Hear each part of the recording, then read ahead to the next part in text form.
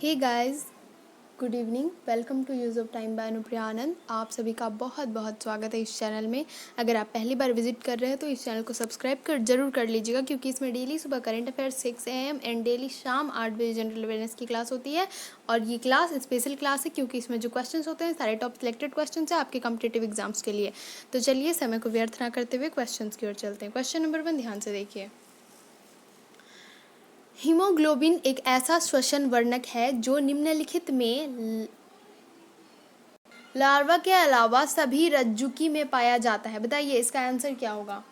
Friends, इसका सही answer है ऑप्शन नंबर 3 यानी कि इली मछली। याद रखना है, ऑप्शन नंबर 3 आपका सही आंसर है। अगले प्रश्न को ध्यान से देखिए। सवाल नंबर 2, इलियम किसका भाग है। बताइए इलियम किसका भाग है। तो दोस्तों इसका सही आंसर होगा श्रेणी मेखला का भाग है इलियम। याद रखना है, ऑप्शन नंबर 1 आपका सही आंसर है। अगले प्रश्न को देखिए। सवाल नंबर 3, सवाल नंबर 3 ध्यान से देखिएगा। कहा गया है कि पत्तियों के वे छिद्र क्या कहलाते हैं जिनसे समय समय पर द्रव जल का रिसाव होता है। बताइए पत्तियों के वो छिद्र क्या कहलाते हैं। तो दोस्तों वो कहलाते हैं स्टोमेटा। क्या कहलाते हैं। स्टोमेटा, यानी कि ऑप्शन नंबर 2 आपका सही आंसर है। याद रखना है। अगले प्रश्न को देखिए। सवाल नंबर 4, निम्नलिखित में से किसकी उपस्थिति के कारण कुछ अधिक तेलीय बीज अपने तेल की मात्रा में बिना किसी परिवर्तन के अधिक समय तक भंडारित किए जा सकते हैं। बताइए कहा गया है कि किसकी उपस्थिति के कारण कुछ अधिक तेलीय बीज अपने तेल की मात्रा में बिना किसी परिवर्तन के अधिक समय तक भंडारित किए जा सकते हैं। तो इसका सही आंसर होगा ऑप्शन नंबर 3 यानी कि प्रतिऑक्सीकारक। याद रखना है, ऑप्शन नंबर 3 आपका सही आंसर है। अगले प्रश्न को देखिए। सवाल नंबर 5, सूर्य का निकटतम ग्रह कौन सा है। सवाल में पूछा गया है कि सूर्य का निकटतम ग्रह कौन सा है। तो बुध सूर्य का सबसे निकटतम ग्रह है। ऑप्शन नंबर 2 आपका सही आंसर होगा। अगले प्रश्न को देखिए। ऑप्शन नंबर 1 बुध आपका सही आंसर है। अगले प्रश्न को देखिए। सवाल नंबर 6, भारत में सबसे कम जनसंख्या वाला राज्य कौन सा है। भारत में सबसे कम जनसंख्या वाला राज्य कौन सा है। तो सिक्किम। याद रखना है, सिक्किम भारत का सबसे कम जनसंख्या वाला राज्य है। याद रखें। अगले प्रश्न को देखिए। सवाल नंबर 7, भारत का पहला मुख्य चुनाव आयुक्त कौन था। बताइए भारत का जो पहला मुख्य चुनाव आयुक्त था वो कौन था। तो दोस्तों वो था सुकुमार सेन। कौन था। सुकुमार सेन। याद रखना है, ऑप्शन नंबर 2 आपका सही आंसर है। ये भारत का पहला मुख्य चुनाव आयुक्त था। अगले प्रश्न को देखिए। सवाल नंबर 8, भारतीय रेल द्वारा सन 2011 में देश के पहले हरित स्टेशन का उद्घाटन कहाँ किया गया था। बताइए भारतीय रेल द्वारा सन 2011 में देश के पहले हरित स्टेशन का उद्घाटन कहाँ पे किया गया था।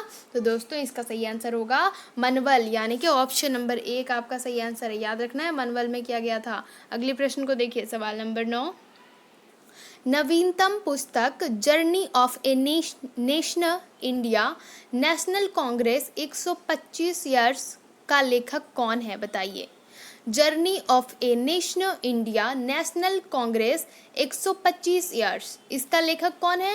तो दोस्तों इसके लेखक हैं आनंद शर्मा जी। याद रखना है, ऑप्शन नंबर 3 आपका सही आंसर है। कौन। आनंद शर्मा।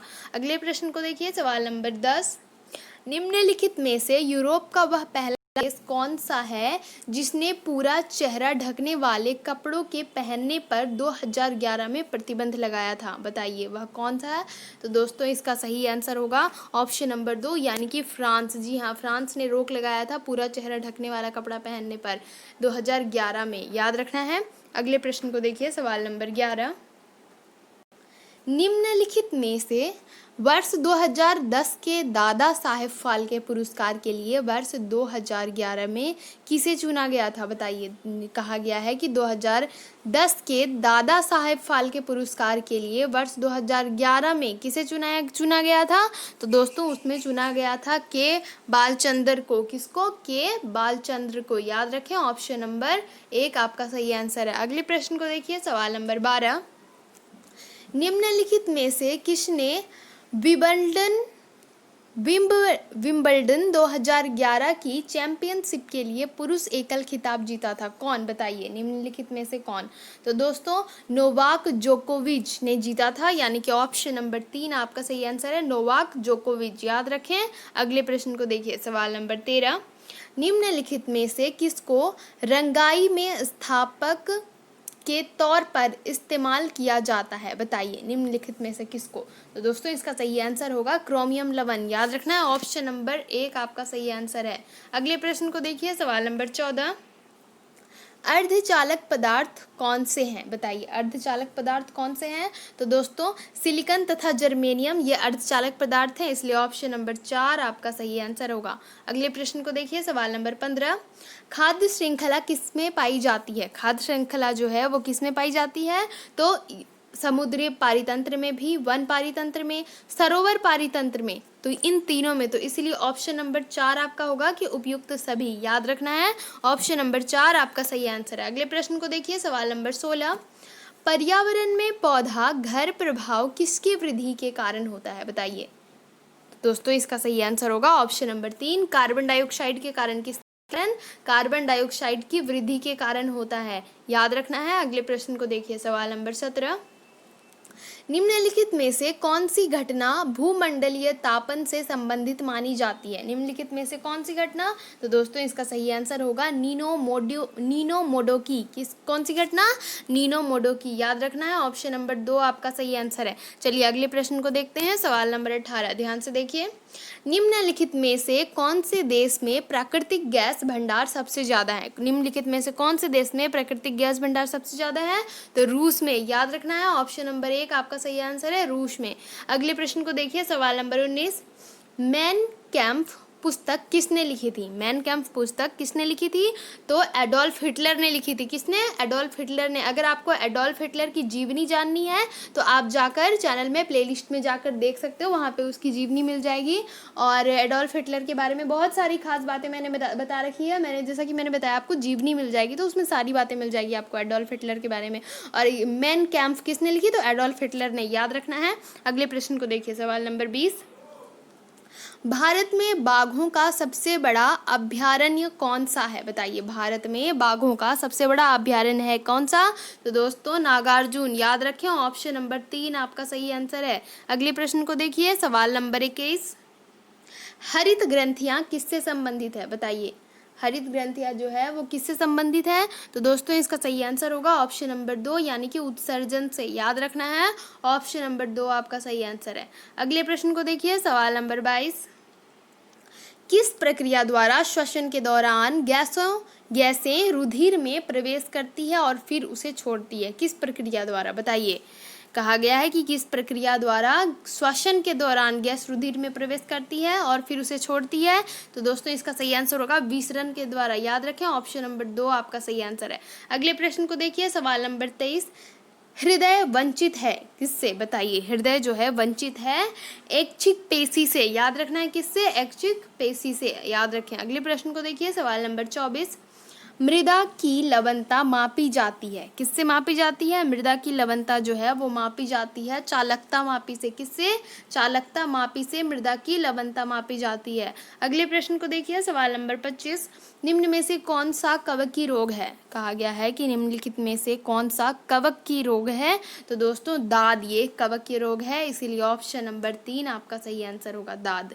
अगले प्रश्न को देखिए, सवाल नंबर 26, छोटी माता जिसे कि हम चिकन पॉक्स कहते हैं वो पैदा की जाती है किससे, तो वेरियोला विषाणु के द्वारा ये पैदा होता है, इसीलिए ऑप्शन नंबर 2 आपका सही आंसर होगा, याद रखें किसके द्वारा पैदा की जाती है, वेरियोला विषाणु द्वारा। चलिए अगले प्रश्न को देखते हैं, सवाल नंबर 27, उपकरणों को किससे घेर कर उन्हें बाह्य चुंबकीय प्रभावों से बचाया जा सकता है। उपकरणों को किससे घेर कर, तो दोस्तों इसका सही आंसर होगा पीतल का शील्ड से, या किससे घेर कर, तो पीतल के शील्ड से, याद रखना ऑप्शन नंबर 3 आपका सही आंसर है।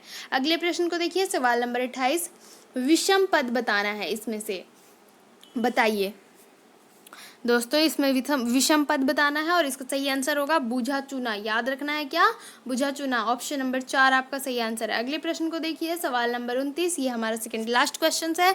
अगर आपने अभी तक चैनल को सब्सक्राइब नहीं किया तो सब्सक्राइब जरूर कर लीजिएगा, नीचे रेड कलर में सब्सक्राइब लिखा होगा, सब्सक्राइब करने के बाद आपको एक घंटा दिखेगा, उस घंटे को प्रेस कर दीजिए और ऑल में क्लिक कर देना। उससे क्या होगा कि मेरे द्वारा जो डाली गई वीडियोज़ होती है उसकी नोटिफिकेशन आप तक सबसे पहले पहुँच जाएगी। सुबह 6 बजे करेंट अफेयर और शाम 8 बजे जनरल अवेयरनेस की नोटिफिकेशन आप तक सबसे पहले पहुंच जाएगी। चैनल को सब्सक्राइब कर लीजिएगा। अगर किसी भी कॉम्पिटिटिव एग्जाम्स की तैयारी कर रहे हो तो इसमें आपको टॉप सिलेक्टेड क्वेश्चंस मिल जाएंगे। वीडियो को जितना शेयर कर सकते हो शेयर कीजिएगा, उन तक ज़रूर शेयर कर दीजिए जो वाकई में अपने एग्जाम्स की तैयारी करना चाहते हैं जोरदार। चलिए देखिए सवाल नंबर 29, निम्न में से कौन सा आभासी बल है? कहा गया है कि निम्न में से कौन सा आभासी बल है, तो अपकेंद्री बल ये एक आभासी बल है, याद रखना है अपकेंद्री बल। अगले प्रश्न को देखिए, सवाल नंबर 30, ये हमारा अंतिम प्रश्न है। ऑटोमोबाइलों में प्रयुक्त द्रव चालित ब्रेक एक प्रत्यक्ष अनुप्रयोग है, बताइए किसका? कहा गया है कि ऑटोमोबाइल में प्रयुक्त द्रव चालित ब्रेक एक प्रत्यक्ष अनुप्रयोग है, तो इसका सही आंसर होगा पास्कल के नियम का। किसका? तो पास्कल के नियम का। ऑप्शन नंबर 4 आपका सही आंसर है। इससे पिछली वीडियो को देखना चाहते हो तो आई बटन पे ऊपर देख सकते हो और आपको नीचे डिस्क्रिप्शन में लिंक मिल जाएगी। मुझे टेलीग्राम, ट्विटर, इंस्टाग्राम या फेसबुक पे फॉलो करना चाहते हो तो उसकी लिंक भी नीचे डिस्क्रिप्शन में है, या फिर आप टेलीग्राम पे जाकर सर्च कर सकते हो use of time by Anupriya Anand. वहाँ पे आपको हमारा चैनल मिल जाएगा और ज्वाइन करके आप वहाँ पे भी पढ़ाई कर सकते हो।